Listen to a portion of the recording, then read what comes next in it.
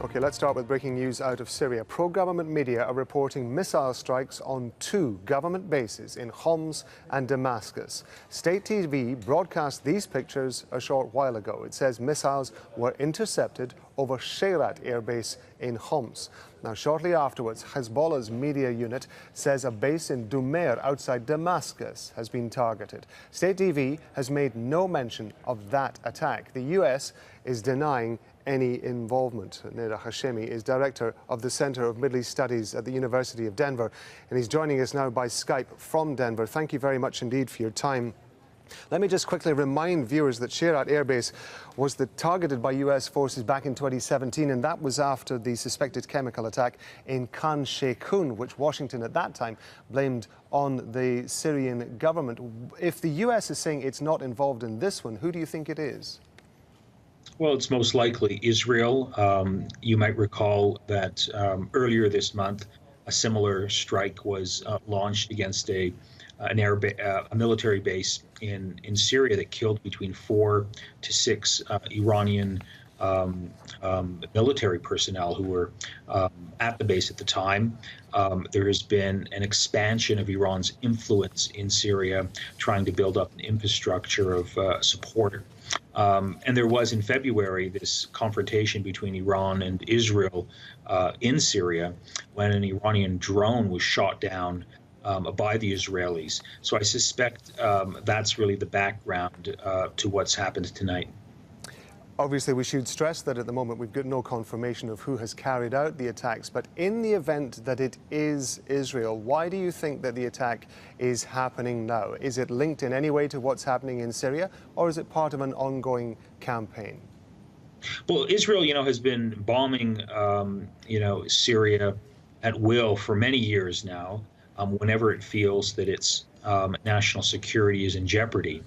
But I think the events tonight, if it is Israel, is related to the earlier strike against a military base that killed between 4 and 6 Iranians, is related really to Iran's expanding and deepening role in Syria.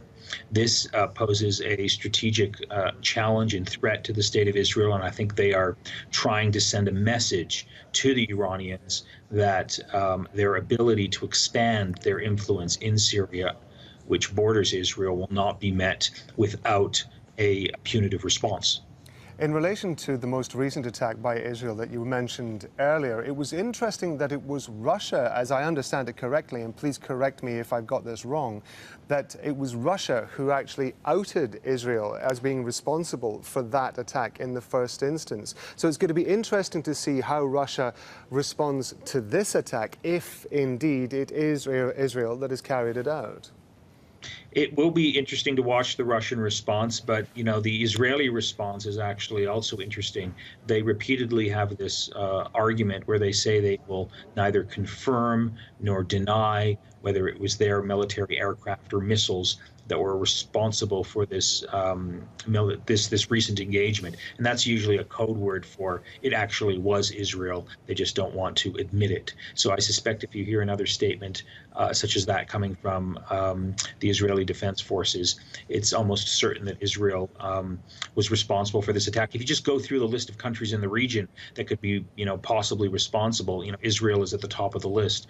Washington has officially stated that they were not involved, and there's no other country in the region that has the, I think, capacity to launch such airstrikes with such precision. So it almost certainly was the Israelis, and almost certainly they will deny it. But I think this is, part of a larger pattern, as you alluded to, that we've been seeing, in Syria for many years now. Given the state of confusion that exists at the moment in Syria following the airstrikes by the US, the French and the UK, and of course the investigation into allegations of chemical attacks, are we likely to see Israel, if it is indeed Israel, ramping up this type of attack?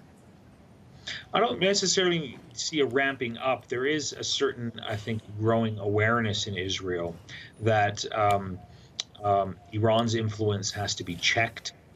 And so that means that there actually will be, I think, increasing Israeli attention. But on a scale, let's say 1 to 100, I think we're probably at a 10 to 12% increase in Israeli military activity over Syria. We're a long way away from, a major confrontation. But that is something that many people are warning is on the horizon, that Israel and Iran, based on these increasing attacks, based on this drone that was shot down, and based on this Iranian promise that they will retaliate for the loss of their servicemen who were killed in this recent operation, that sort of does not bode well for stability and peace in this part of the Middle East. It suggests actually heightened confrontation and the danger of escalation. And we should, of course, stress that we, as yet, still do not have any confirmation of who was behind this particular attack. But Nader Hashemi, Director of Center of Middle East Studies at the University of Denver, thank you very much indeed.